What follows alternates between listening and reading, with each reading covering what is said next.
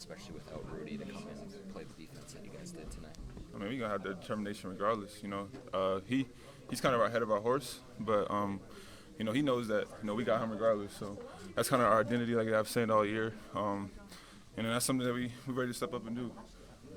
You had, I think, 4 blocks right on and just really protected the rim against Jokic. Do you think is that the best you played defensively? Possibly, yeah.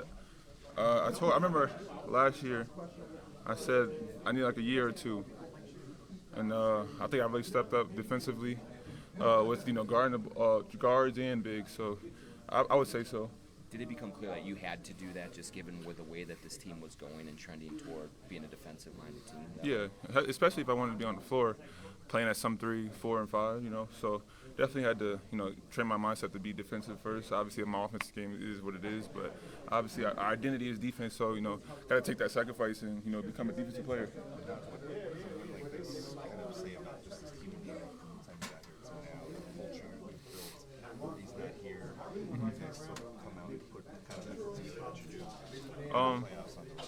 Man, it says a lot. I mean, when I first got here, I wasn't the best, wasn't perfect, but obviously we're all humans. But as that time went on, we gradually got better. We got more culture. We got, you know, time to where we, you know, we kind of became a unity, a team where, you know, we trust each other. You know, we're selling out for each other. You know, even Rudy not being here, like we love that he had, you know, his child and things of that nature. So like, you know, just the trust and the love we have for each other is on another level. The crisp decision making your team made in general, is that something that's contagious, do you think?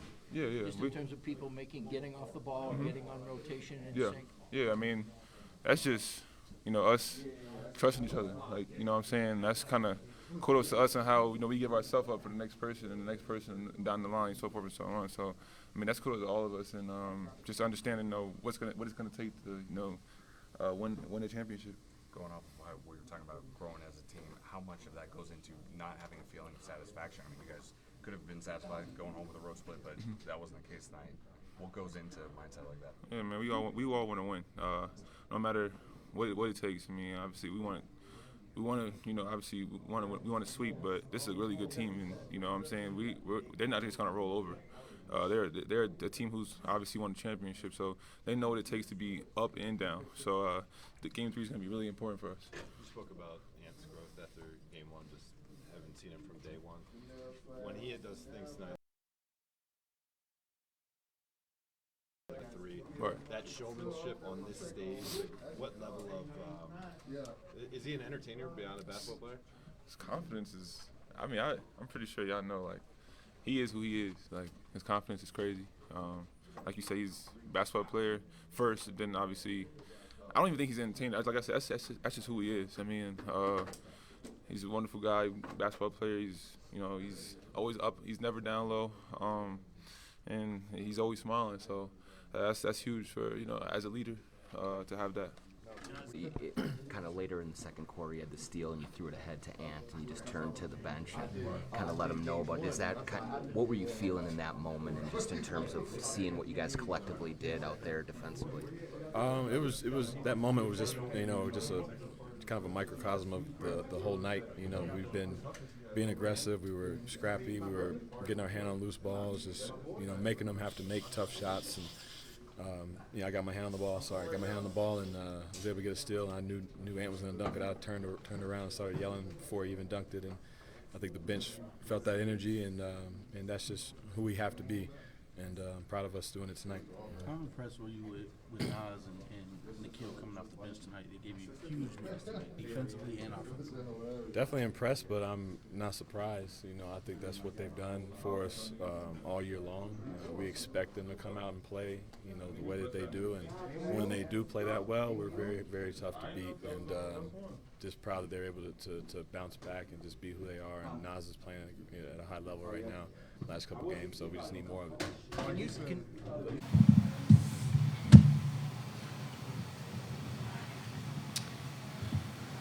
Karl, how'd it feel to be back at the 5? It was fun. It's better to get a win, so great for us to win. You guys did not have Rudy, obviously, but what did it take to kind of play the the sort of defense that you guys were able to without your big man in the middle there? Team defense.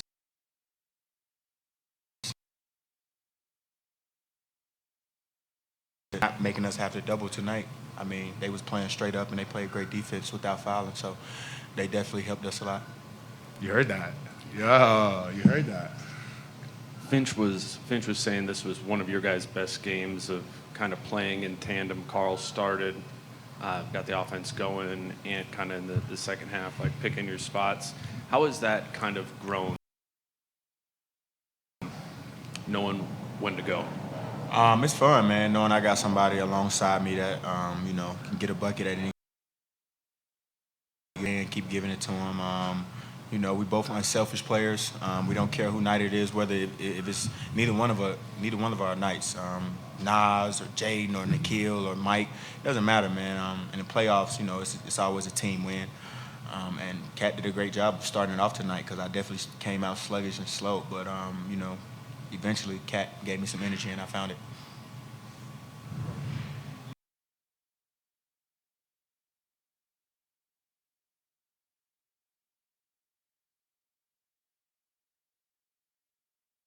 Obviously, in what he did tonight. Yeah, I mean, he's been special. I mean, the Sixth Man of the Year has been special all year, and he's very deserving of that award. Just trying to lead by example.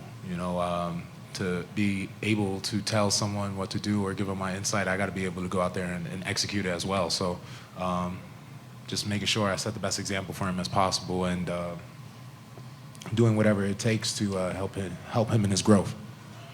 Question for both of you. A lot of teams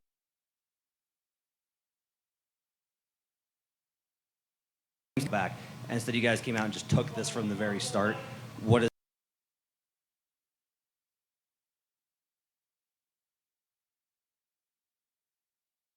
Putting emphasis win the first game. You want to win every game. I mean, so you don't want to split. You want to win 2 here and have home court advantage, and then try to win 2 at home. But I do want to just shout out Jay McDaniels, man, before I get out of here. He's been phenomenal this whole playoff run, and this series in particular. I think he's like a plus 51 or something, and only probably had 5 points, took 3 shots in all 2 games, and don't complain, keep guarding, keep picking up full court, and we wouldn't be the team that we are today. We wouldn't have been the team that we was in the regular season, and hopefully we can keep him out there and he keeps playing like that, man, because he's definitely the X factor of the team, and everything that he brings is we thank him so much, man. So big shout out to Jaden for sure. For sure. I got a question for both of you as well. And when you do things 3 and you shrug, or you and 1 and you flex, what does that do for you? And then is it also like kind of dismissing that this is a stage with bigger stakes and more pressure?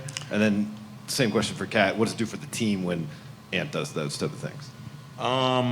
What it do for me? It definitely gives me energy. But I feel like I've always done that, no matter what stage it's on. If it's in the regular season, the preseason, if I do something nice, I got to let it be known. If I get an N1, I got to flex, make somebody fall, I'm going to point at them.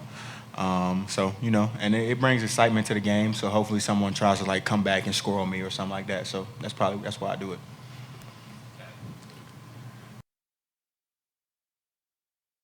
Hell no. Let me put it like this: when Ant's out there talking his shit, I know that we in for a good night. And Chris was in here earlier talking about how you guys really smelled blood in the water a little bit with the way you guys were defending. What do you think this team is learning about developing a killer instinct right now? I think we're doing a great job of just trying to just pick them up early, like put pressure on everybody, pressure the ball, pressure the passer. Don't let it. Cat do a great job of just pressuring the entry pass. Don't let it be easy. Nas fronting, Cal fronting, trying to get our hands on everything, touching, pushing, being physical. I think that leads to the defensive plays that we make. And like I said, man, once again, Jaden was everywhere tonight. Steals, deflections, blocks, rebounds. He was everywhere tonight, man. So, he plays a major role in all of those defensive efforts that we have out there. For both of you, what was your perspective when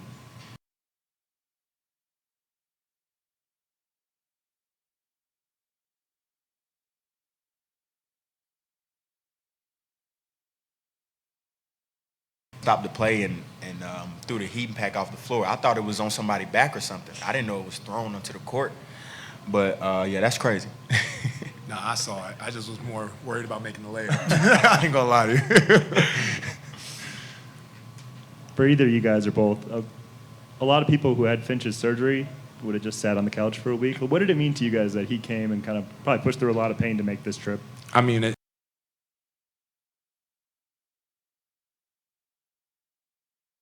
was his. I can imagine the doctor told him not to travel and not to fly, and Finchie said, "Hell no, I'm going to be there for my."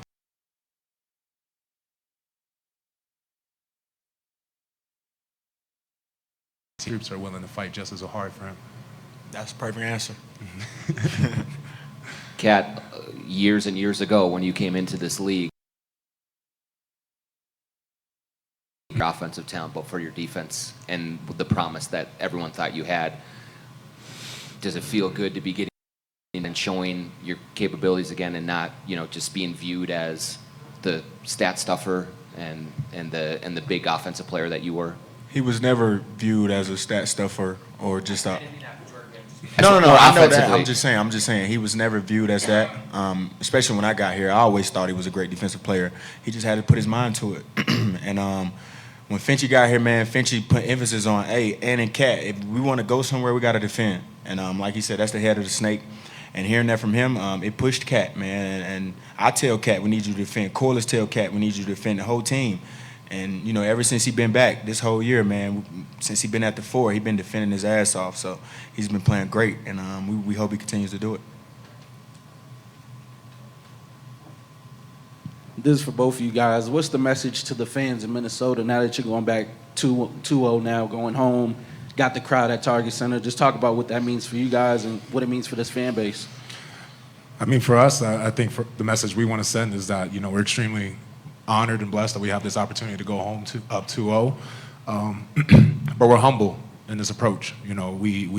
We understand that we put ourselves in a great position, but as great as the position we are in, it could be very bad at the end of being on our homestand. So we just got to go out there, take care of business, do what we do, play defense at a high level, and execute even at a higher level, because the defending champions, you can't give them a minute of slippage at all in the game. So we got some things to work on, things to tighten up on practice, and we got 3 days to really work on our game and work on our game plan. So to the fans, your support is super important for us to find different ways and to get that energy Friday night and Sunday. So definitely come out and support. Guys, I'm sure that you guys expected Denver to come out and hit you hard to start the game, some emotional surge, and when that didn't happen, were you guys a little surprised that you were jumping on them as opposed to vice versa? And do you see them being confused at times? Do you see them losing confidence when the lead is sort of spiraling? No, not at all. It worked in our favor tonight, man. That's all that was. We made shots, they didn't. That's the defending champs over there, so they're not going to come out and play like that again in Game 3. We got to be ready to take their punch. And I always tell the team, like when we huddle up and Finchie say, we got to be ready to take their punch, I say, we're going to punch too. Shit. I mean, they're not the only one punching in the fight. So, I mean, yeah, just like that. They're not the only one that's going to come out punching. I don't give a damn if we go up 3-0 for the Game 4, we're going to come out punching too. So they got to be ready to take our punch, and we'll be ready to take their punch. But, yeah, I don't see no slippage in their games.